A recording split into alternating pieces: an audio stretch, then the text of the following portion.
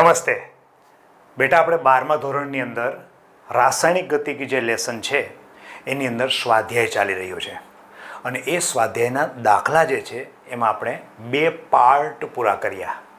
આજે આપણે ત્રીજો પાર્ટ ચાલુ કરીએ અને ત્રીજા પાર્ટને અંતે આખું સ્વાધ્યાય પૂરું થશે.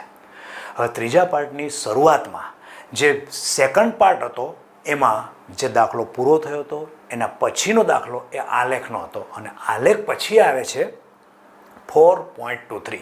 એટલે મારી સાથે તમે સ્વાધ્યાય એટલે કે બુક ખુલ્લી રાખજો, જો હું રકમ વાંચતો જાઉં, તમે સાથે એને ટેલી કરતા જાઓ એટલે કયો દાખલો છે ચાલે છે એ આપણને ખ્યાલ આવે. તો ચાલો બેટા જોઈએ આપણે 4.23 એ એક્ઝામ્પલ છે. એ એક્ઝામ્પલ વાંચું છું. 546 કેલ્વિન તાપમાને હાઇડ્રોકાર્બનના વિઘટનનો વેગ અચળાંક, એટલે કે હાઇડ્રોકાર્બન છે એ વિઘટન થાય છે, એટલે કાર્બન અને હાઇડ્રોજન સ્વરૂપે 2 સંયોજનો જુદા પડે છે, એટલે 2 તત્વો અથવા તો સંયોજન એમાંથી બને છે. હાઇડ્રોકાર્બન રહેતો નથી એવી એક પ્રક્રિયા આપી છે અને એનું તાપમાન કયું છે T ઇઝ ઇક્વલ ટુ કેટલું છે 546. પહેલાં આપણે લિસ્ટ આઉટ કરી લઈએ કે શું શું આપણે એક્ઝામ્પલમાં આપેલું છે. અને આવા સમયે આ હાઇડ્રોકાર્બન જે પ્રક્રિયા થઈ રહી છે, વિઘટન પ્રક્રિયા થઈ રહી છે, એનો વેગ અચળાંક એટલે કે ઇઝ ઇક્વલ ટુ આપેલું છે 2.418 ઇન્ટુ 10⁻⁵ સેકન્ડ ઇન્વર્સ.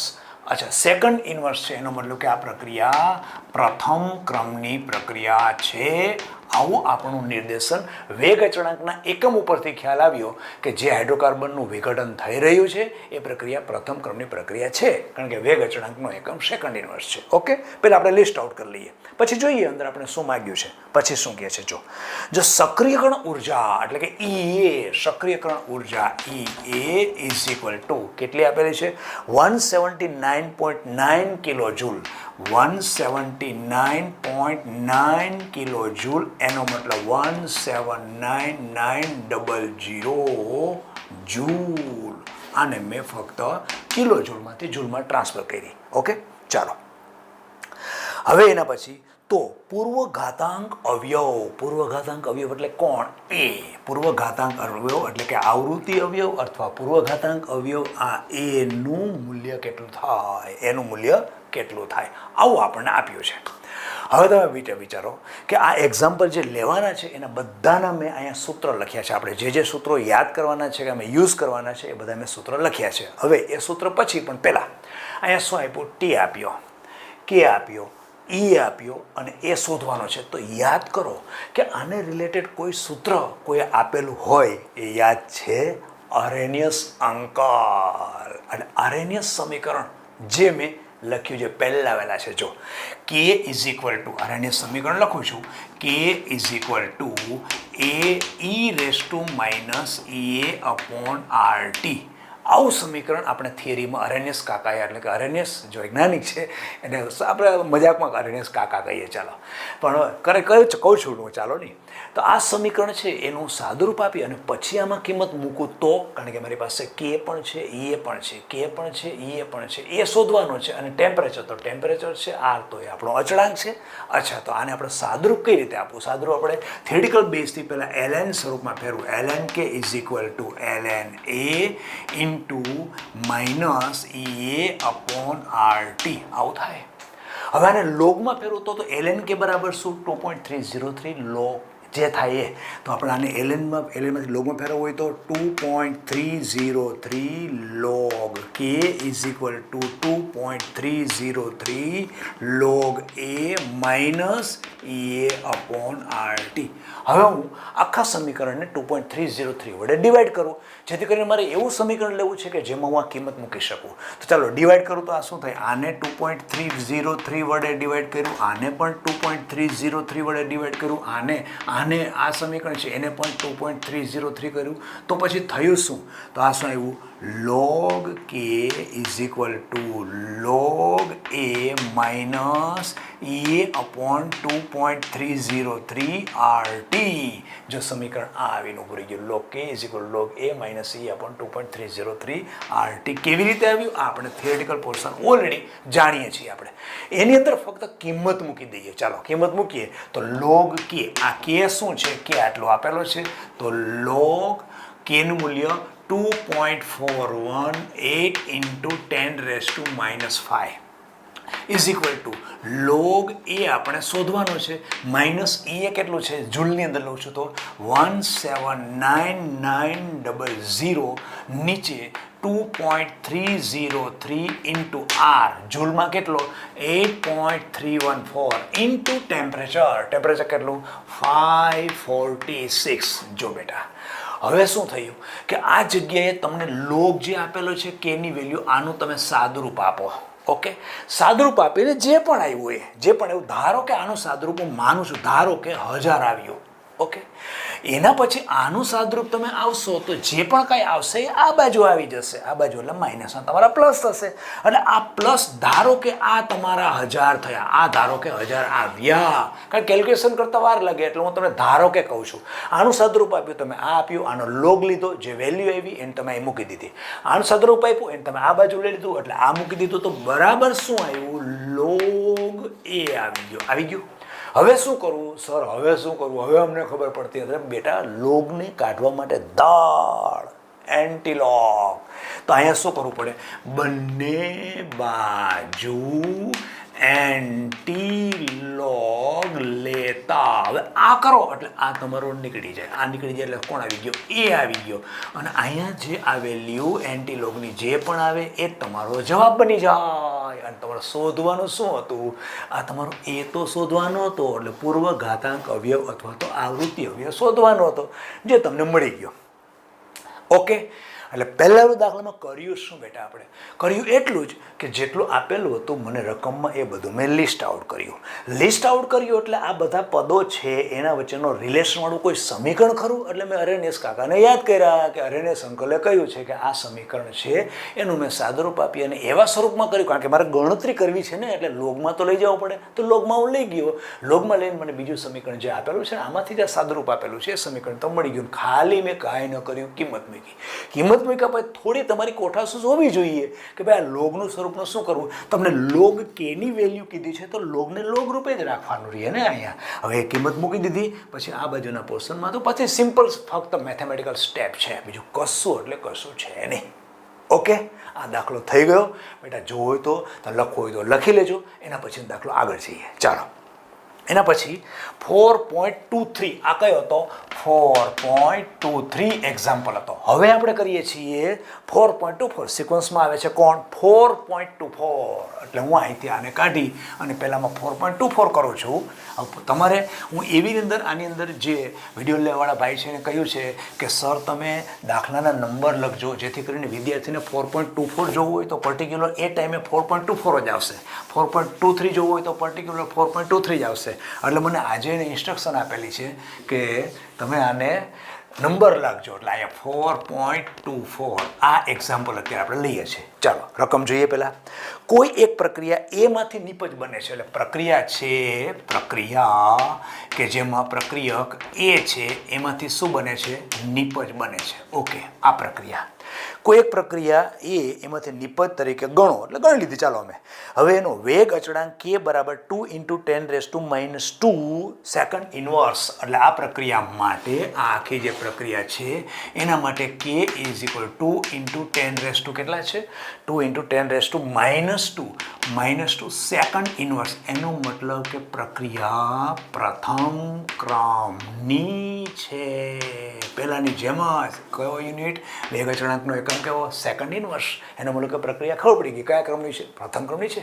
ઓકે, ચાલો આગળ.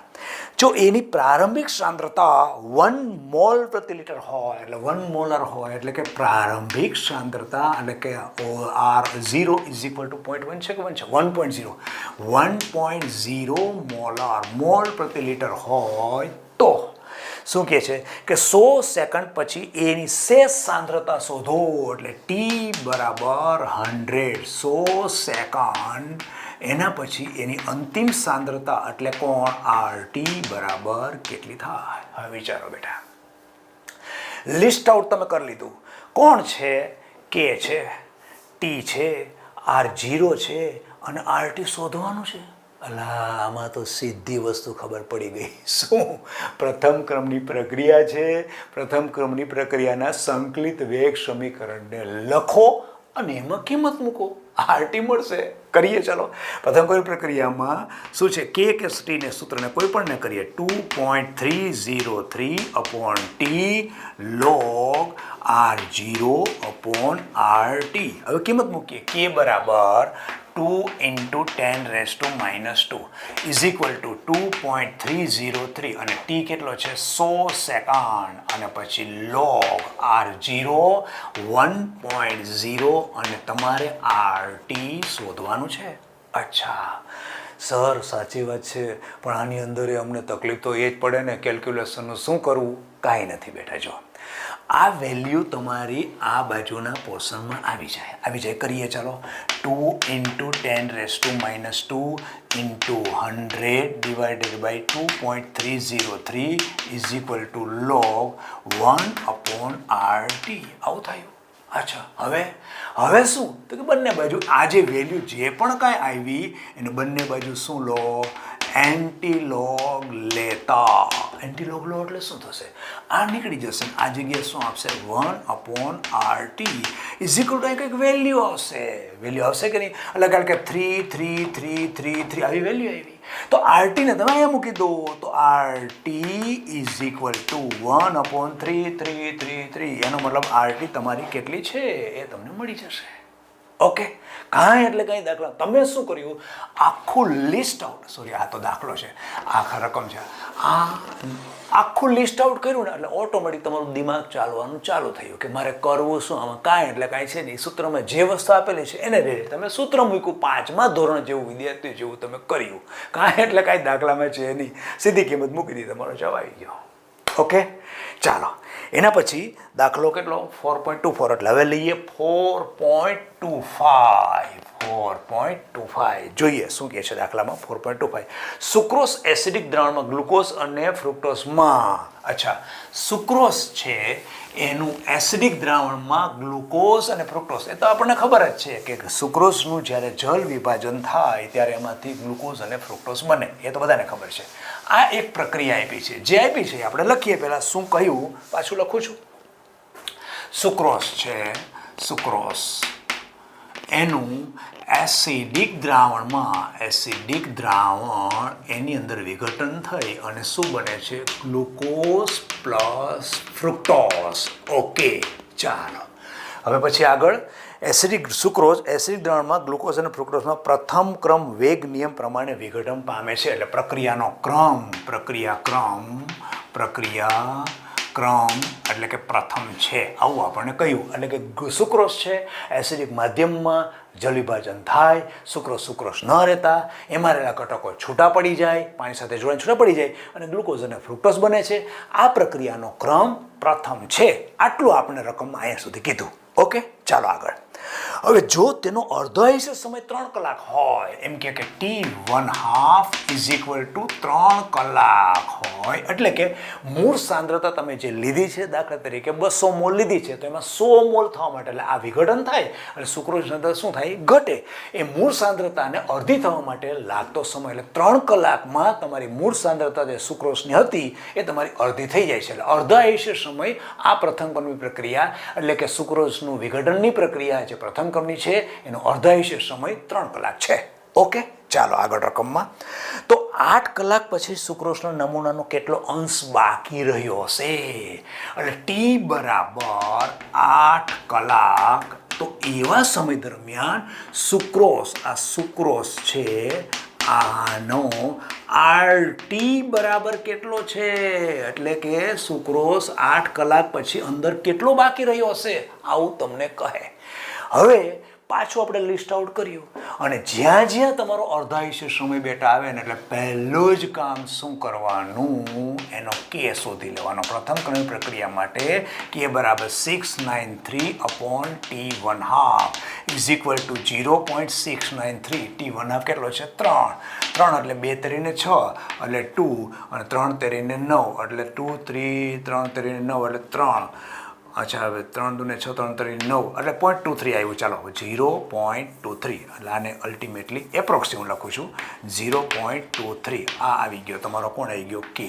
આ પહેલું સ્ટેપ પૂરું થઈ ગયું. ઓકે, કારણ કે જ્યાં તમારો T1/2 હોય એની ઉપર તમે કે મેળવી શકો અને કે હોય તો એની પરથી T1/2 મેળવી શકો. સૂત્ર જે છે ને કે આપેલું હોય તો તમે T1/2 ને અહીંયા લઈ લો, જો T1/2 આપેલું હોય તો એને અહીંયા રાખો છો તો કે મળે. એટલે આ બે જ્યારે પણ દાખલામાં આપેલા બેમાંથી કોઈ પણ હોય એટલે એક વસ્તુ કરી નાખવાની. T1/2 આપેલો હોય તો કે લેવાનો અને કે હોય તો T1/2 આપેલો હોય T1/2 શોધી શકો છો. આવું કરશો એટલે તમને શું રસ્તો મળી જશે. બની શકે એની જરૂર ન પણ પડે, પણ એવું બહુ ભાગ્યે પડે. લગભગ તો એ ખ્યાલ આવી જ જાય કે આની જરૂર પડી એટલે તમારી પાસે શું આવી ગયો? હવે કે આવી ગયો. જુઓ કે આવી ગયો. તમારી પાસે ટી છે. ઓકે, પણ સર અમારી પાસે RT શોધવાનો કીધો, R0 તો નથી, પ્રારંભિક સાંદ્રતા તો આપી નથી. કાંઈ વાંધો નહીં બેટા, ઓટોમેટિક આવી જશે લેવલમાં. આપણે કિંમત તો મૂકીએ, જે આપ્યું છે એના ઉપરથી એવું લાગે છે કે મારે પ્રથમ ક્રમિક પ્રક્રિયાનો સંકલિત વેગ સમીકરણ લેવું જોઈએ. કારણ કે તમને કહી દીધું પ્રક્રિયાનો ક્રમે કેવો છે, પ્રથમ ક્રમ છે, અર્ધાયુષ્ય સમય આપેલો છે, એટલે ખબર જ છે કે અર્ધાયુષ્ય સમય ઉપરથી તમારો વેગ અચળાંક તમે કે શોધવાના છો. તો કાંઈ નહીં, સંકલિત પ્રથમ ક્રમિક પ્રક્રિયાના સંકલિત વેગ સમીકરણને લખીએ, ઓટોમેટિક કંઈક ભગવાન રસ્તો આપશે. કરીએ ચાલો.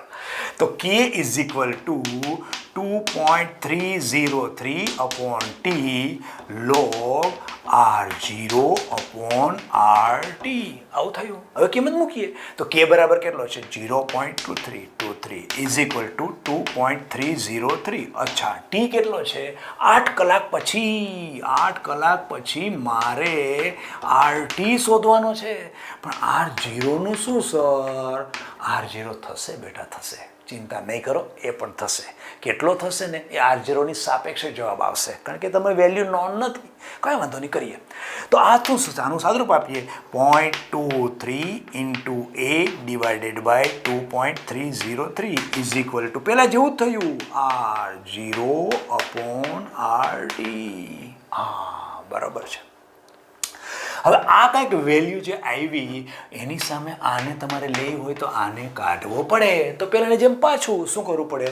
બંને બાજુ એન્ટીલોગ લેતા.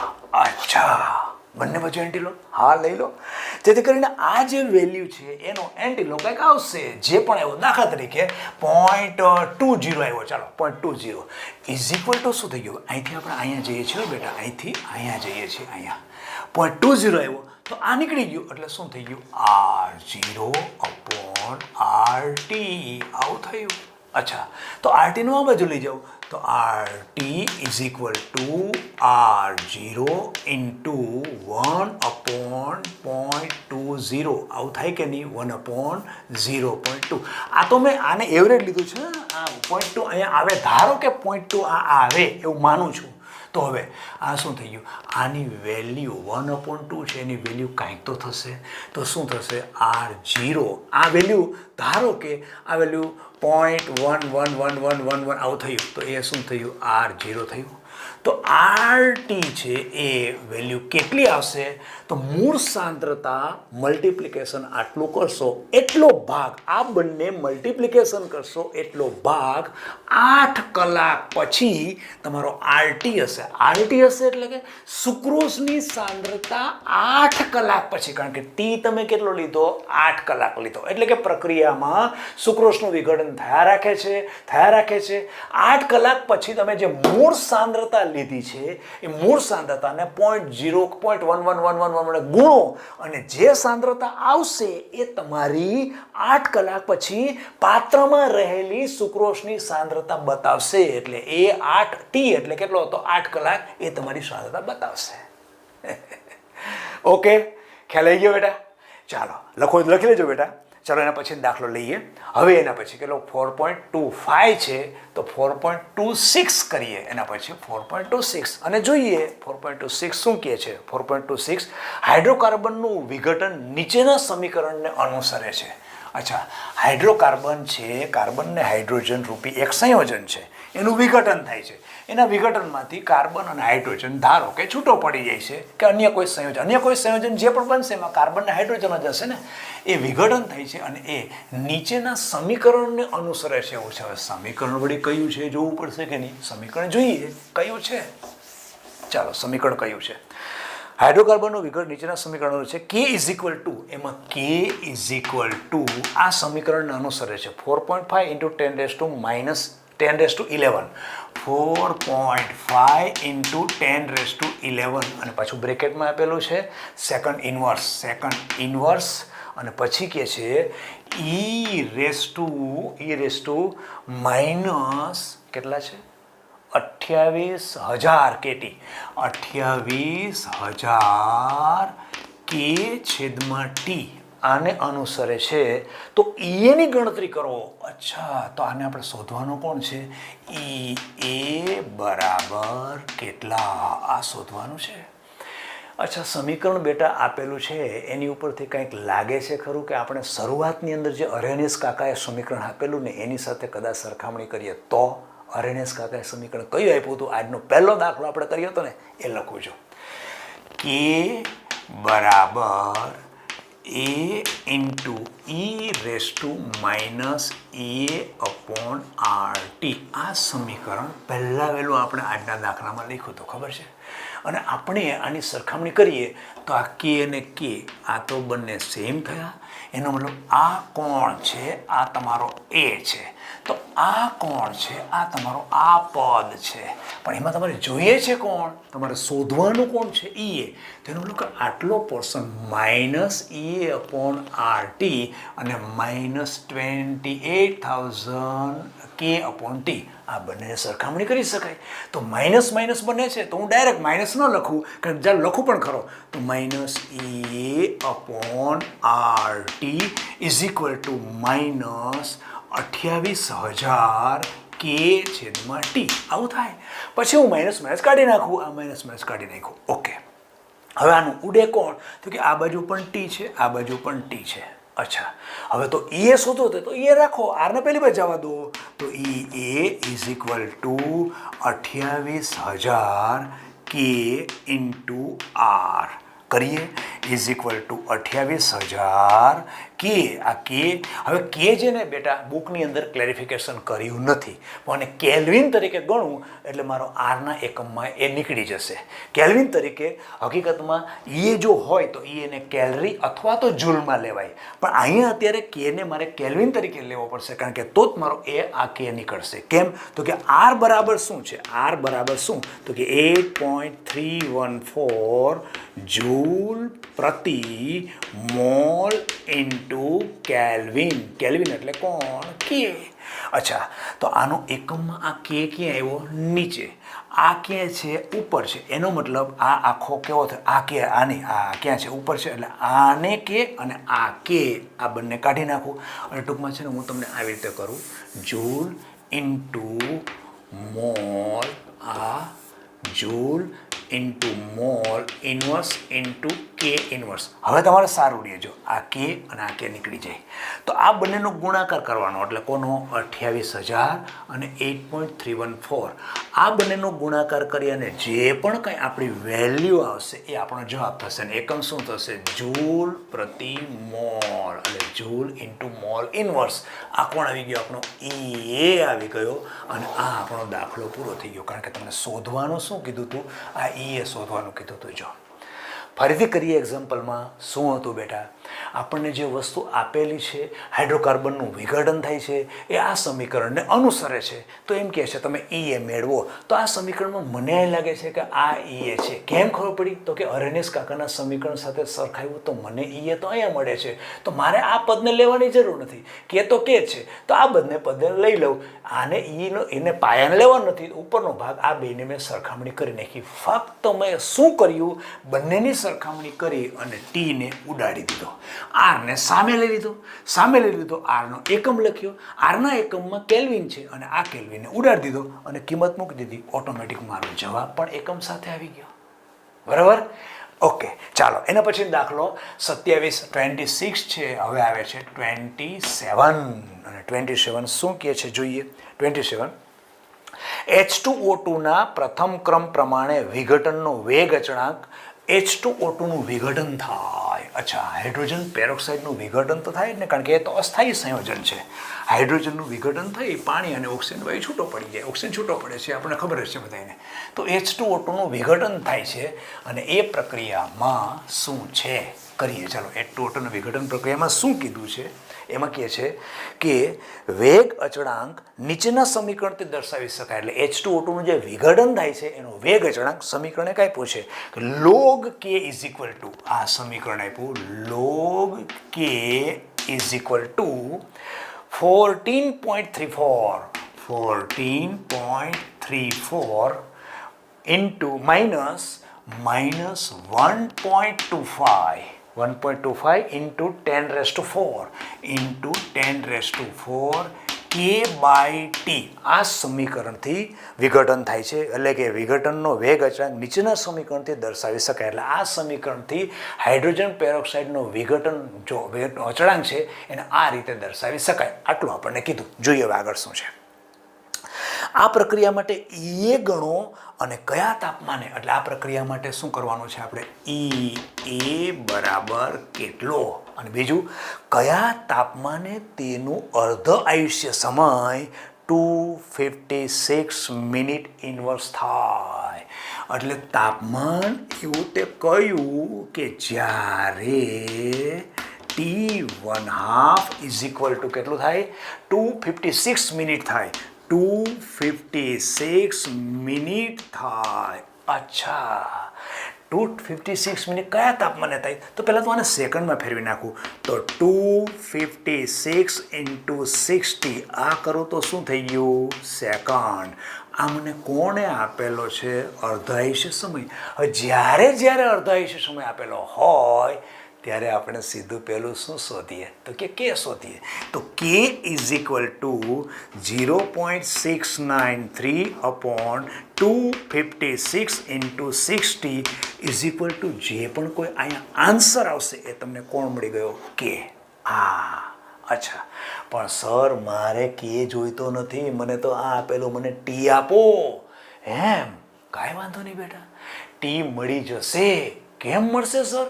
અરે બકા, તને સમીકરણ તો આપ્યું છે ને. હા, તો શું? તો આ તને જે આ કે મળ્યો, કે દાખલા તરીકે 5 આવો મળ્યો, તો કે તો અહીં મૂકી દે, તો આ શું થાય, log 5 આ તમે જે મળ્યો છે એ તમે અહીંયા મૂકી દીધો. ઇઝ ઇક્વલ ટુ શું, 14.34 માઇનસ 1.25 ઇન્ટુ 10⁴ k/t. ટી શોધવાનો છે. આ તો ટી આવી ગયો. હા તો કર. પછી કરવું કેવી રીતે, કે આનું સાદરૂપ આપ્યું. આનું સાદરૂપ આપ્યું તો શું કરું, આનું સાદરૂપ આપ્યું 2 2 2 2, આવું સાદરૂપ આપ્યું. પછી શું થાય, આ બધી જ વેલ્યુનું સાદરૂપ આપીને આ બાજુ આવે ને બરાબર કે, આ કેને પણ લઈ લો, આ કેને આ બાજુ લઈ લો, તો શું આવે 1/t. તો ટીને સૂત્રનો કરતા કરો તો આ જાય છેદમાં 1/, તો તમારો શું આવી ગયો, ટી આવી ગયો કે નહીં? બરાબર. અને હું તમને રીત બતાવું છું બેટા, કારણ કે કેલ્ક્યુલેશન કરવા જાય તો મને પણ કેલ્ક્યુલેશન કરે કે આ કેલ્ક્યુલેશન તો બહુ વાર લાગે, અને બધા એમ ટીચર એમ કહે બહુ સહેલાઈથી કેલ્ક્યુલેશન થાય. અરે ન થાય, બાળકોનું પણ કંઈક વિચારો કઈ રીતે આનું કેલ્ક્યુલેશન કરવું. બહુ ટફ તો છે જ. એટલે હું તમને પહેલેથી કહું બેટા કે કેલ્ક્યુલેશન માટે ફિઝિક્સ અથવા મેથેમેટિક્સના ટીચર હોય એમાં આ લોકોની પાસે થોડી શોર્ટ ટ્રેક હોય છે. જેમ કે આ બેનો ગુણાકાર આને 12 ગણી નાખે, આને 14 ને 2 નો અલ્ટિમેટલી કેવો થાય, એ બધું કરતા હોય છે. અમારી સ્કૂલની અંદર એ ટીચરો ઘણું બધું શીખવાડતા હોય છે. એ તમારે મેથેમેટિક્સ કે ફિઝિક્સના ટીચર હોય ને એને આવું કેલ્ક્યુલેશન લોંગ હોય ને એની પાસે શું, મને નથી આવડતું, એ મારી તકલીફ છે, જે ઘણો એ મને આ પ્રોપર, કારણ કે આટલું બધું કેલ્ક્યુલેશન મારા માટે તો અઘરું જ પડે છે. એટલે હું કહું બાળકોને અઘરું પડે એમાં ખોટું પણ નથી બેટા. ચાલો, એટલે હું તમારે રીત બતાવું છું. બને ત્યાં સુધી રીત પ્રોપર મળી જાય ને તો બાળકો કેલ્ક્યુલેશન તો ઇઝી વેથી કરી શકશે. એટલે આપણો આ ટી મળી ગયો. અચ્છા, તો આમાં શોધવાનું શું હતું સર? એક તો ટી શોધવાનું હતું કે જ્યારે તમારો આટલો અર્ધાયુષ્ય સમય હોય ત્યારે. અચ્છા, બીજું શું સર? એ શોધવું એનું શું? કાંઈ વાંધો નહીં, આખું સમીકરણ જુઓ, આખું સમીકરણ. અચ્છા, આમાં તમને ક્યાંય લાગે છે કે આ એ મળી શકે? હા સર, આ સમીકરણને આપણે સરખાવીએ તો આ સમીકરણ સાથે સરખાવીએ તો એટલે આ કેવું છે? આ સમીકરણને log k is equal two log a minus e upon 2.303 RT. અચ્છા, તો આ log k જે આપણે જોઈએ છે કોણ? એ જોઈએ છે, બરાબર છે. એનો મતલબ કે આ તમારો log a છે. આ આખી વસ્તુ તમારી કઈ છે? તો કે એ વાળું પદ છે. એમાં જો આ બંનેને સરખાવો તો હું બેને સરખાવી દઉં હવે. તો બંને minus A upon 2.303 RT is equal two minus 1.25 into 10⁴ k upon T. હા, બરોબર છે. આ સરખાઈ દીધું સર. હવે માઇનસ માઇનસ છે એ તો કાઢી જ નાખીએ, બંને માઇનસ છે એટલે કોઈ રાખવાની કન્ટિન્યુ ખેંચવાની જરૂર નથી. અચ્છા, બીજું તો સર આ ટી છે ને, આ ટી અને આ ટી એને પણ કાઢી નાખીએ. આ તો પહેલાં આગળના દાખલા જેવું જ થયું.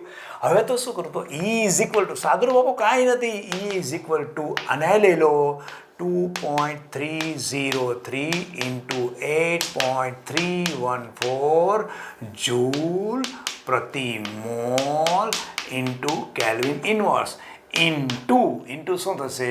1.25 ઇન્ટુ 10⁴ અને કે આ કે અને કે ઇનવર્સ આ બંને નીકળી જશે. તો આ બંને નીકળી ગયા. આ ઇન્ટુ એટલે ગુણાકાર છે. ઓકે, ખબર પડે છે ને બેટા? કંજસ્ટેટ થતું નથી ને? કંજસ્ટેટ. હા, ચાલો હું એમ કરું, તને વ્યવસ્થિત સમજાય ને એવું કરીએ, કારણ કે આ બધું આગળ ટૂંકી જગ્યા ઓછી હતી એને કારણે આવું થયું. ચાલો ઈને હું અહીં લઉં છું. ઈ ઇઝ ઇક્વલ ટુ આ વેલ્યુ લખું છું 2.303 ઇન્ટુ આર બરાબર 8.314 જૂલ પ્રતિ મોલ એટલે ઇનવર્સ ઇન્ટુ કેલ્વિન ઇનવર્સ. પછી ઇન્ટુ હવે શું કરશું? હવે શું આ એક થઈ ગયું, આખું થઈ ગયું, આમે લઈ લીધું. હવે 1.25 ઇન્ટુ 10⁻⁴ કે આ એક બીજું કર્યું. ઓકે, હવે શું થશે? આ કે અને કે ઇનવર્સ એ નીકળી ગયું. તો આનો ગુણાકાર આની સાથે, આનો ગુણાકાર આની સાથે, આ બધું કર્યું એટલે તમારો કાંઈક જવાબ આવ્યો. અને એ શું આવ્યું? જૂલ પ્રતિ મોલ. આ કોણ આવી ગયું? ઈ એ કે જે આપણે શોધવાનું હતું. હવે તમે વિચારો બેટા, 2.303 બહુ રિયાલિટીમાં જુઓ, 8.314 અને 1.25 આ બધાનો ગુણાકાર કરતા વાર તો લાગે કે નહીં? એટલે હું કહું છું કે ગુણાકાર કરીને પછી જવાબ લેવો એ બાળકો માટે ખરેખર, હું તો માનું છું બાળકો માટે ખરેખર બહુ ટફ છે. ઓકે, ચાલો આ ઈ શું થઈ ગયું? મળી ગયું. એનો મતલબ કે દાખલો આખો આપણો પૂરો થયો. હવે આમાં કર્યું તો શું કર્યું હતું? પહેલાં એમ કીધું વિઘટનની પ્રક્રિયા જે છે આને અનુસરે છે. એની ઉપરથી આપણે કર્યું શું કે પહેલો તો અર્ધાયુષ્ય સમય જે આપેલો છે, અર્ધાયુષ્ય સમયને સેકન્ડમાં ફેરવી અને સીધો કે લઈ લીધો, કેને સીધો સૂત્રમાં કિંમત મૂકી દીધો અને મને કોણ મળી ગયો? ટી, કે જે મારે જોઈતો હતો કયા તાપમાને એ જોઈતો હતો. પછી શું કર્યું કે મને કીધું ઈ શું? ઈ એ કેવી રીતે મળશે? તો જે સમીકરણ છે એની સાથે મેં અરેનિયસનું સમીકરણ સરખાવી દીધું અને ઈએનું જે પોર્શન હતો આ પોર્શનને બંનેને ઇક્વલ કરી નાખ્યા. ઇક્વલ કરીને જે નીકળતું તો એ કાઢી નાખ્યો એટલે ટી અને ટી નીકળી ગયો હતો. આને સામે ગુણાકાર કરી નાખ્યો અને પછી એકમ કઈ રીતે લીધો એ મેં તમને કહ્યું હમણાં. ક્લિયર થયું? ઓકે, ચાલો એના પછી દાખલો કેટલો? 27 છે. હવે એના પછી 28 28. હવે 28 નંબરનો દાખલો લઈએ. પેલા 28 લખી નાખું અને પછી અંદર જોઈએ દાખલામાં શું કહે છે. 28 4.28 કરીએ. ચાલો 4.28 એ એક્ઝામ્પલ. એનું નિપજોમાં વિઘટન 10°C તાપમાને એટલે એમાંથી આ 28 છે ને 4.28 એમાંથી નિપજ ટી બરાબર કેટલું છે? ટી બરાબર 10°C 10°C plus 273 is equal two 283 kelvin. આ એનું નિપજમાં રૂપાંતર આ તાપમાને થાય છે, એટલે કે 283 કેલ્વિન તાપમાને થાય છે. જોઈએ આગળ શું કહે છે. તો જો કેનું મૂલ્ય 4.5 ઇન્ટુ 10⁻³ એટલે કે is equal two 4.5 into 10⁻³ second inverse. અચ્છા, પ્રથમ ક્રમ સેકન્ડ ઇન્વર્સ દર્શાવે છે. અને સક્રિયકરણ ઉર્જા 60 કિલો જૂલ. સક્રિયકરણ ઉર્જા એ is equal to 60 kilo joule, એનો મતલબ કે 60,000 જૂલ. આટલી છે સક્રિયકરણ ઉર્જા છે. તો કયા તાપમાને કેનું મૂલ્ય? અચ્છા, તો કયા તાપમાને, તાપમાન એક તો આવી ગયું, તો આને T1 કરીએ, આને T2 કરીએ, અને કેનું મૂલ્ય તો કે તો એકવાર આવી ગયું, બીજો આવ્યો એનો કે 2 કરીએ, તો આને 1 કરીએ. તો કયા તાપમાને K2નું મૂલ્ય 1.5 ઇન્ટુ 10⁴, 1.5 ઇન્ટુ 10⁴ સેકન્ડ ઇન્વર્સ થાય. હવે જો બેટા, T1, K1, T2, K2 એ આપેલો છે અને T2 શોધવાનો છે. આને રિલેટેડ સમીકરણ યાદ આવે છે ખરું? કયું? log K2 upon K1. ખ્યાલ છે કે નહીં? હા, કરીએ. ચાલો સૂત્ર સીધું મૂકી દઈએ. બધા સૂત્રો અહીંયા છે જ. જો log, તમે જોતા જજો, log K2 upon K1 સૂત્ર છે જો અહીંયા.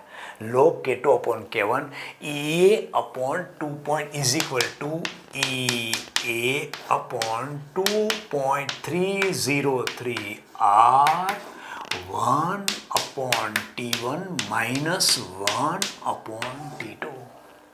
આ સૂત્ર ખબર છે કે નહીં? અરે સમીકરણનું બંને વેગ અચળાંકનો ગુણોત્તર log K2 upon K1 is equal to EA 2.303 R 1 upon T1 minus 1 upon T2. ફક્ત કિંમત મૂકી દો,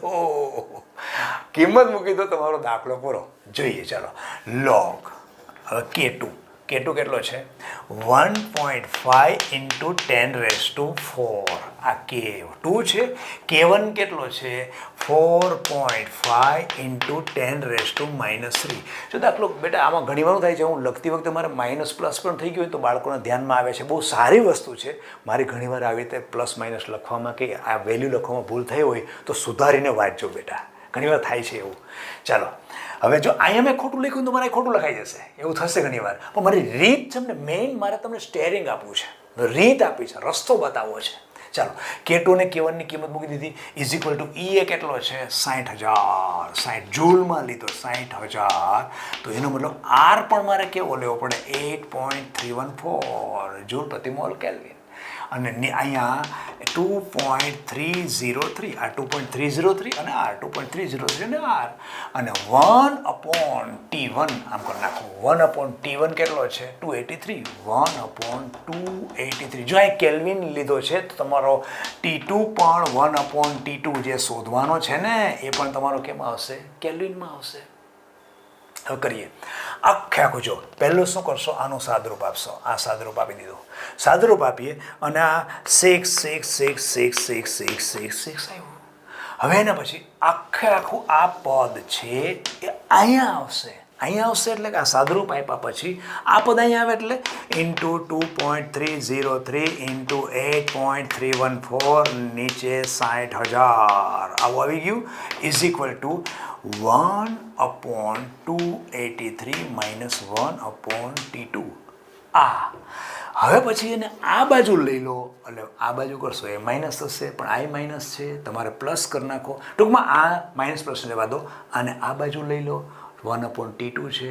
T2ની કિંમત આખા પદની અંદર બીજું કાંઈ નહીં પણ અજ્ઞાત કોણ છે?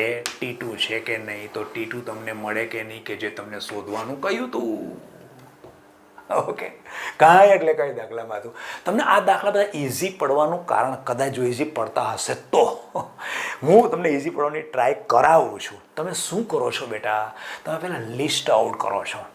કોઈ પણ દાખલો મારી દૃષ્ટિએ ફિઝિક્સ હોય કે કેમેસ્ટ્રી, પછી ફિઝિક્સમાં હું ખોટો પણ પડી શકું છું, પણ તમે પહેલાં લિસ્ટ આઉટ કરો ને એટલે તમને શું થાય કે અચ્છા આની અંદર આ શોધવાનું છે. ડાયરેક્ટ ઘણીવાર દાખલો ન હોય, વચ્ચે એક સ્ટેપ હોય અને પછી તમારો તરત જ એ જે મૂળ શોધવાનું હોય ને એ આવી જાય. બે શોધવાનું હોય તો એક તો તમારી રીત પહેલાંની સહેલાઈથી નીકળી જાય, પણ તમારો રસ્તો થતો જાય. એટલે આમ હંમેશા દાખલાની અંદર સાયન્સમાં, ફિઝિક્સ અને કેમિસ્ટ્રીમાં તો ખાસ મારો એક્સપિરિયન્સ છે કે પહેલાં તમે લિસ્ટ આઉટ કરો. લિસ્ટ આઉટ કરશો અને ઓટોમેટિક તમને રસ્તો મળશે કે મારે આમાં કે હવે તમે આ લિસ્ટ આઉટ કર્યું બરાબર, એ છે, K1 છે, T1 છે, શું તમે આમાં પ્રથમ ક્રમ પ્રક્રિયા વાપરો? એટલે કે K = 2.303 upon T log R0 upon RT એ ક્યાંથી વાપરવા? તમારા આમાં છે જ નહીં. કે ને ઈ ને આ બધું છે ને તમે કેવી રીતે એ છે કેવી રીતે વાપરો? તમને ખબર પડી જાય એમાં અરણ્ય સમીકરણની કાંઈક યોગદાન છે. બરાબર છે. ચાલો હવે એના પછી 28 પછી 29 એટલે કે 29 નંબરનો દાખલો હવે લઈએ. શું કહે છે જોઈએ 29. ચાલો 29 298 કેલ્વિન તાપમાને, એટલે તાપમાન પેલા જે આપણે આપ્યું છે ને બધું જ કરતા જઈએ. 298 કેલ્વિન તાપમાન એટલે T = 298 કેલ્વિન તાપમાન કરીએ. ચલો T = K, T = 298 કેલ્વિન તાપમાન. પછી કામમાં આવે કે ન આપણે લિસ્ટ આઉટ તો કરી લઈએ. 298 કેલ્વિન તાપમાને પ્રથમ ક્રમની પ્રક્રિયાને 10% પૂર્ણ થવા માટે જરૂરી સમય, પ્રક્રિયાનો ક્રમ કયો છે? પ્રથમ ક્રમ. અચ્છા શું કહે છે? 10% પૂર્ણ થવા માટે 10% પૂર્ણ થવા માટે 300 જરૂરી સમય 308 કેલ્વિન તાપમાને તે જ પ્રક્રિયાને 25% પૂર્ણ થવા માટે લાગતા સમય જેટલો જ છે. એટલે કે 25% પૂર્ણ થાય એટલે કે આ તમને કહે છે T25% આ, અને આ કહે છે T10%. અહીંયા તાપમાન તમારું કેટલું છે? આ તમારું T98 કેટલું છે? T = 298 કેલ્વિન તાપમાને જો આ પ્રક્રિયા તમારી આ તાપમાને થાય, અને બીજું કેટલું છે? 308. જો તાપમાન તમારું 308 કેલ્વિન તાપમાન હોય તો એ જ પ્રક્રિયા જો 308 કેલ્વિન તાપમાને થાય, એટલે એક પ્રક્રિયા પ્રથમ ક્રમની પ્રક્રિયા છે કે જે 298 કેલ્વિન તાપમાને પ્રક્રિયા થાય ત્યારે 10% પૂર્ણ થવા માટે જે સમય લાગે છે એટલો જ સમય જ્યારે પ્રક્રિયા 308 કેલ્વિન તાપમાને એ જ પ્રક્રિયા થાય છે ત્યારે તમારો 25% પૂર્ણ થવા માટે જે સમય લાગે છે ને એ બંને સમય કેવા છે? સરખા છે. આવું કહે છે. આવું કહે છે. સમજાયું બેટા? પહેલાં શું કહે છે? ધારો કે મારી સામે એક પાત્રની અંદર એક પ્રક્રિયા 298 કેલ્વિન તાપમાને કરું છું. ઓકે, પ્રથમ ક્રમની પ્રક્રિયા છે. મેં એને જોયું, મને એ પૂર્ણ થઈ ગઈ ને તો એમાં 20 મિનિટ લાગી. ઓકે, 10% પૂર્ણ થઈ, પૂર્ણ એટલે 10% પૂર્ણ થઈને 20 મિનિટ લાગી. પછી એ જ પ્રક્રિયા સેમ ટુ સેમ હું બીજા પાત્રમાં લઉં છું. એ પાત્રનું તાપમાન મેં 308 કેલ્વિન તાપમાન કર્યું અને પ્રક્રિયા જોયું તો મને એ જ 20 મિનિટ પૂરી થઈને ત્યારે જોયું તો આ તો 25% પૂર્ણ થઈ ગઈ. એનો મતલબ 20 મિનિટ, આને પણ 20 મિનિટ, આને પણ 20 મિનિટ, પણ 298 કેલ્વિન તાપમાન હતું ને ત્યારે 10% પૂર્ણ થઈ હતી, જ્યારે 308 કેલ્વિન તાપમાન હતું ને ત્યારે 25% પૂર્ણ થઈ ગઈ. ખ્યાલ આવી ગયો? એટલે એક જ પ્રક્રિયા છે બંને પાત્રની અંદર, પણ એકવાર તાપમાન તમારું 298 કેલ્વિન છે, એકવાર તાપમાન તમારું 308 કેલ્વિન તાપમાન છે. બંનેમાં 20 મિનિટે જોયું તો કેટલી ટકા પૂર્ણ થઈ છે? તો કે આ 10% પૂર્ણ થઈ છે. આ કેટલી થઈ ગઈ? 25% પૂર્ણ થઈ ગઈ છે. ક્લિયર થઈ ગયું? આટલી રકમ સુધી પહોંચ્યા આપણે. તો એ સમય જેટલો છે, તો જો એનું મૂલ્ય 4 × 10⁻10 હોય, જો એનું મૂલ્ય આ એ હું લખું, અહીંયા એ લખું,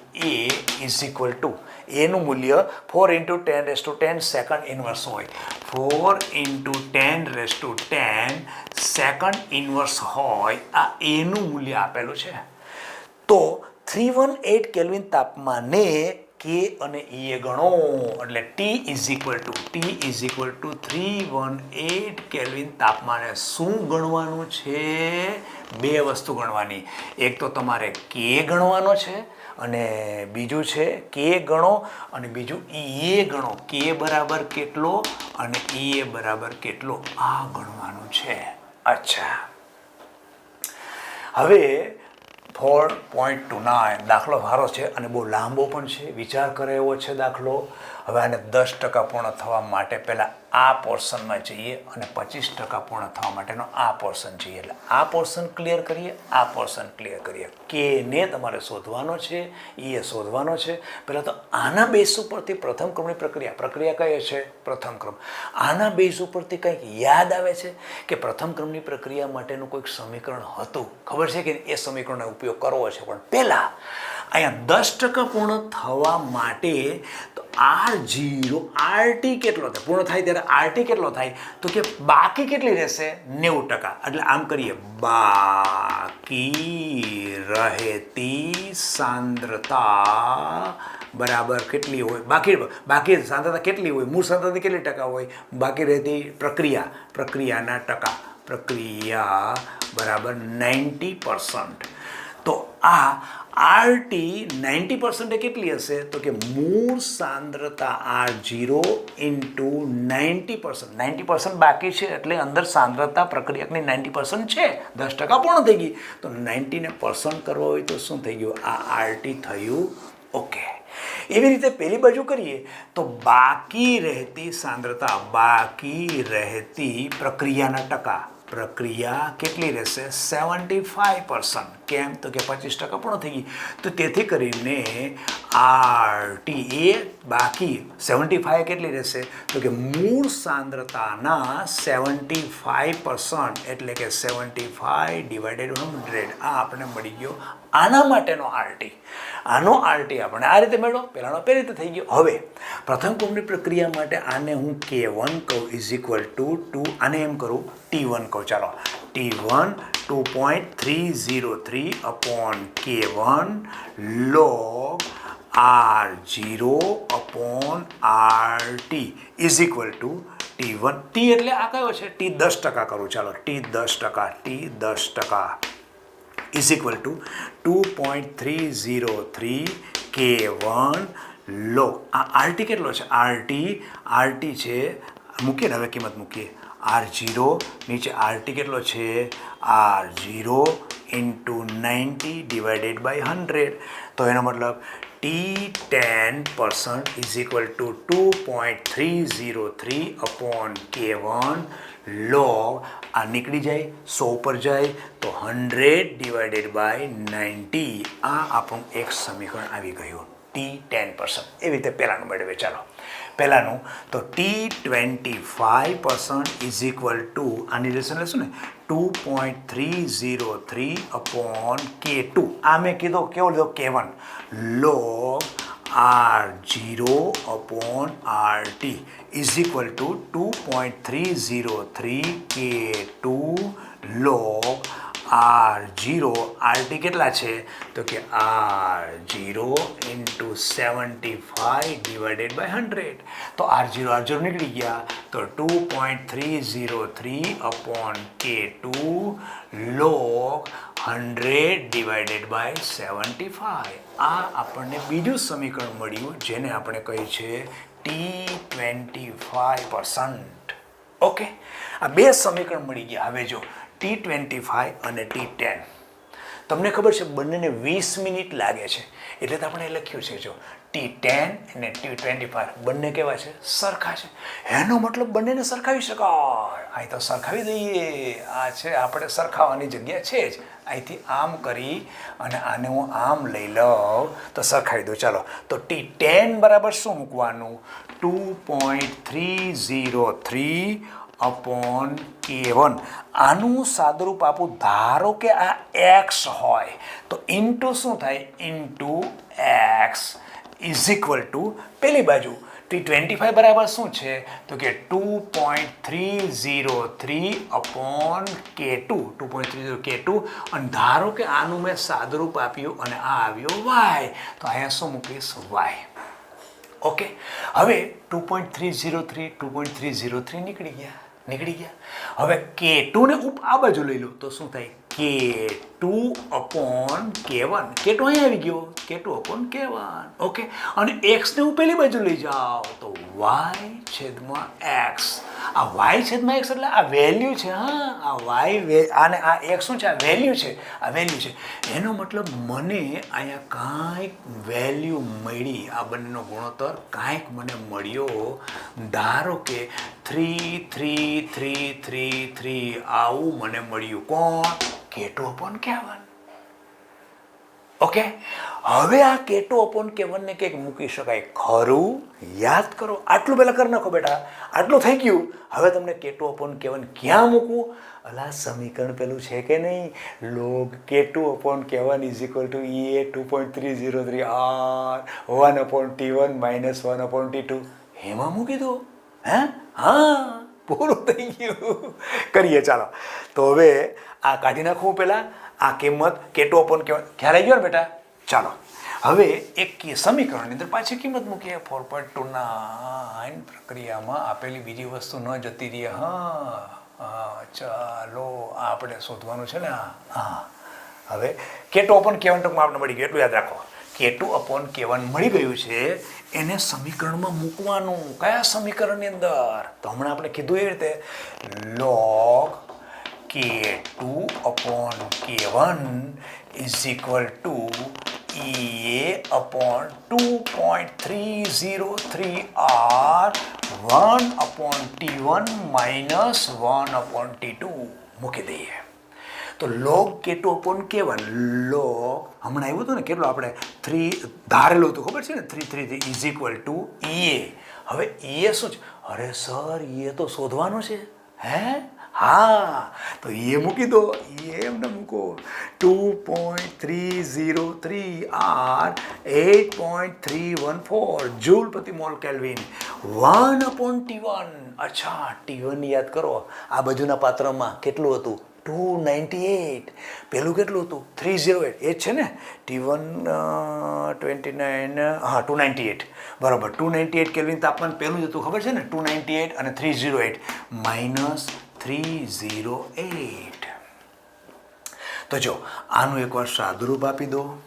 પછી આ બધા પદને આની સાથે ગુણાકાર કરી નાખો એ આવી ગયું આ બંનેમાં 308 એટલે કે આ કેવું થશે 308 - 298 નીચે આ બેનો ગુણા 298 અને 3 એટલે આનો લસા બસા જે પણ કંઈ લેવાનો હોય ટૂંકમાં આખે આખું તમને પદ કયું મળી રહે તમને અહીંયા મળશે એ બરાબર જે પણ મળ્યું એ આન્સર 1 મળી ગયો ઓકે સર આ એ તો મળ્યું હવે શું એટલે આ કેનું શું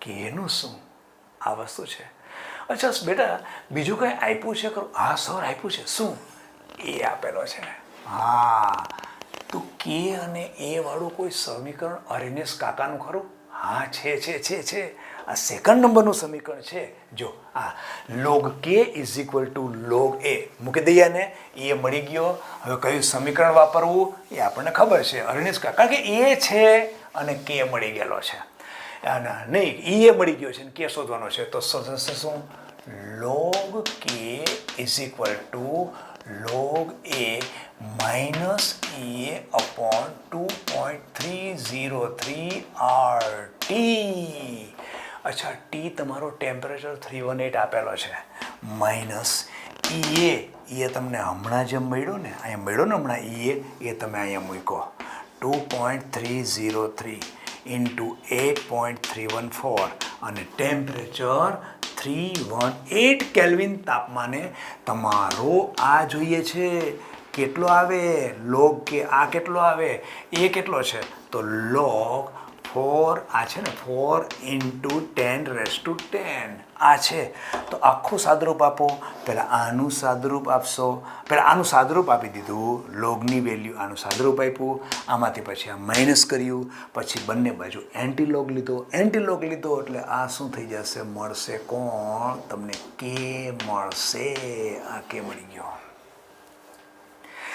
log k માંથી k કરવો હોય તો એન્ટીલોગ લેવો પડે ક્લિયર આ આખું પૂરું થઈ ગયું અને છેલ્લે તમારો કે જોઈતો હતો એ પણ ક્લિયર થઈ ગયો હવે દાખલો 4.29 29ની જગ્યાએ 30 4.30 અચ્છા 4.30 લાસ્ટ એક્ઝામ્પલ ઓકે ચાલો એક પ્રક્રિયાનો વેગ તાપમાન 293 કેલ્વિન તાપમાન 293 કેલ્વિન તાપમાન એટલે કે ટી તમને આપેલો છે પ્રક્રિયાનો વેગ શું છે એ જોઈએ 293 કેલ્વિન તાપમાન એટલે કે T is equal two 293 kelvin આ તાપમાને પ્રક્રિયાનો વેગ 293 કેલ્વિન 313 કેલ્વિન વધારતા 4 ગણો થાય અચ્છા વેગ 4 ગણો થાય એની અસર વેગ અચળાંક ઉપર થાય તો વેગ અચળાંક પણ એટલો થાય તો એવું કરીએ કે T1 બરાબર 293 છે તો એવા સમયે K1 બરાબર x છે ઓકે હવે એમ કહે છે કે T1 થી તાપમાન કેટલું થાય છે ભાઈ તો કે 313 થાય છે 313 તાપમાન T2 is equal two 313 kelvin થાય ત્યારે તમારો વેગ અચળાંક આ K2 હોય આ K1 અચ્છા તો કેલ્વિન છે કા તાપમાન ટી આટલું કેલ્વિન હતું એના કરતાં આ કેલ્વિન તાપમાને પહોંચો ત્યારે વેગ અચળાંક છે 4 ગણો થાય છે એનો મતલબ તમારો K2 is equal two 4x થાય છે આવું કહે છે અચ્છા તો પ્રક્રિયાનો સક્રિયકરણ ઉર્જા શોધો એટલે આમાં તમને એ બરાબર કેટલા થાય આ પૂછે છે અને સાથે શું કહે છે એમ ધારીને કે તાપમાન સાથે તે બદલાતી નથી એટલે સક્રિયકરણ ઉર્જા તાપમાન સાથે બદલાતી નથી એવું ધારી અને બતાવો કે ભાઈ આમાં કેટલું થાય હવે જો એ શોધવા માટે તમને કોણ આપ્યું T1 T2 K1 K2 સીધી જ વાત છે બેટા દાખલાની રીત સીધો ખ્યાલ આવી ગયો શું દાખલો સીધો K2 અપોન K1 ડિવાઇડેશન વાળું log K2 upon K1 is equal two E upon 2.303 R 1 upon T1 minus 1 upon T2 अच्छा तो લઈએ log K2 બરાબર 4x K1x is equal two EA કે જે શોધવાનો છે અપોન 2.303 R 8.314 જૂલ પ્રતિ મોલ કેલ્વિન 1 અપોન T1 એટલે 1 અપોન 293 માઇનસ 1 અપોન T2 એટલે 313 1 અપોન 313 ઓકે આખો સાદરૂપ આપો x નીકળી જાય log 4 પહેલાં તમે લઈ લો એના પછી એને આ ગુણાકાર કરો આને આ બાજુ લઈ લો તમને મળશે કોણ એ કે જે શોધવાનો હતો દાખલામાં કશું એટલે કશું નથી મોસ્ટ ઓફ દાખલા બેટા દાખલાની રકમમાં ખાલી કિંમત મૂકવાની વાત હતી અહીંયા આપણો આ રાસાયણિક ગતિકીનો સ્વાધ્યાયનો પોર્શન આખો પૂરો થયો હવે આપણે એક જ ખાલી બાકી રહેશે દ્રાવણો અને દ્રાવણોમાં બહુ દાખલા છે બેટા તો હું પ્રયત્ન કરીશ કે તમને જેમ મને વહેલું આપું એટલે હવે આપણા 12થના સિલેબસમાં ઓનલી એન્ડ ઓનલી કાંઈ જો થિયરિટિકલ પોર્શન એટલે એનસીઆરટી બુકની અંદર જો બાકી હોય તો ફક્ત એક્ઝામ્પલમાં દ્રાવણો છે હવે ઘણા છોકરાઓ શું કહે છે કે સર લખાણ સંબંધી પ્રશ્ન પણ કરાવો ને કોઈ એમસીક્યુ હજી કરાવો ને એકના આઈએમપી આપો ને હવે બેટા બધાને મારે કોમેન્ટ લખવી એટલે હું તમને પહેલાં નોર્મલ કહી દઉં પહેલાં તો ક્યારે મેં મારા આ 27 વર્ષમાં છોકરાઓને આઈએમપી આપ્યા નથી કારણ કે એનું મેં ખરાબ રિઝલ્ટ બહુ જોયું છે કોઈ પણ હાયર સેકન્ડરીમાં હું તમને મારા એક્સપિરિયન્સ બેઝથી કહું છું ક્યારે પણ આઈએમપી ક્વેશ્ચન કરો નહીં અમને લાગેલો આઈએમપી ક્વેશ્ચન બોર્ડમાં જે પેપર સેટર હોય એને બીજો લાગતો હોય આવો મારો અનુભવ થયેલો છે ટ્યુશન જ્યારે હું કરતો ત્યારે એટલે આખી બુકને જ આઈએમપી ગણો એટલે હું જ્યારે તમને પણ આ ક્વેશ્ચન તમારો હોય ત્યારે હું તમને એ જ વસ્તુ કહું છું કે બેટા બુકને જ આઈએમપી માનો આઈએમપી કોઈક આપે તો કરો પણ નહીં લેવાનો પ્રયત્ન પણ ન કરો 10મા ધોરણ સુધી એ ચાલતું હતું હવે તમે ડૉક્ટર કે એન્જિનિયર બનવાના છો તમારું ખોપરું જોઈએ છે આઈએમપી આઈએમપી થઈને ખાલી પાસ નથી થવું આપણે. અને આઈએમપી દાખલા તરીકે મેં તમને આ દાખલો મને સારામાં સારો લાગ્યો, સિમ્પલ દ્રષ્ટાંત આપું, આ મેં તમને આઈએમપી કર્યો. બોર્ડમાં જે પેપર સેટર હોય ને એને બીજો દાખલો આઈએમપી લાગ્યો, કેવી પોઝિશન, આ મેં દ્રષ્ટાંત આપ્યું હતું, કેવી પોઝિશન, તમે આને ગોખીને રબરની જેમ લાંબા થઈ જાઓ, દાખલો આવી ગયો પહેલો. એ કરતાં બેટા બુદ્ધિથી જ ચલાવો ને. બીજું એમસીક્યુ સર કરાવો એવું કહે છે, તો એમસીક્યુ બેટા મેં ઘણા બધા મૂકેલા છે અને છતાં પણ મને સમય મળશે તો એમસીક્યુ હું બનાવીશ ચોક્કસ. હવે ત્રીજું, લખાણ સંબંધિત પ્રશ્ન કરાવો ને. બેટા આટલું બધું કરાવ્યું તો લખાણ સંબંધિત પ્રશ્નો તમે થોડા કરી તો શકો કે નહીં. અને સાથે ન ખ્યાલ આવે તો તમારા સરને પણ પૂછો. તમે સ્પૂન ફીડિંગ ન કરો. બાળકને શું થાય, મમ્મી એની હોય, મા હોય, જ્યાં સ્પૂન ફીડિંગ કરે ને ત્યાં સુધી કન્ટિન્યુ આમ કરી રાખે, તો ત્યારે પોતે પોતાની રીતે મોટું થાય ત્યારે શું કરે, પોતાની રીતે ખાવાનું ચાલુ કરે. એટલે અમે તમને આપીએ પણ થોડું તમારી રીતે પણ થોડો પ્રયત્ન કરો તો સારું. હા, નો ડાઉટ બાળકોને પ્રશ્ન હોય એ મને અથવા તમારા સ્કૂલના ટીચરને પૂછો, કોઈ વાંધો નહીં. અને ઘણા એવા પ્રશ્નો બાળકો લખે છે કે સર આ મને ફરીથી સમજાવો ને, મારે કઈ રીતે ફરીથી સમજાવવું સમજો. એવા સમયે તમારે વિચાર લેવું જોઈએ કે આ પ્રશ્ન મને જ્યાં નથી સમજાયો હું મારા સરને પૂછું. અને એ પૂછો તો લાઈવ તમને સમજાવી શકે ને. મારે અહીંયા ટાઈમ, એક તો સામાન્ય દાખલા લેવાનો ટાઈમ ન હોય, હું તમને ફરીથી કઈ રીતે બેટા સમજાવી શકું.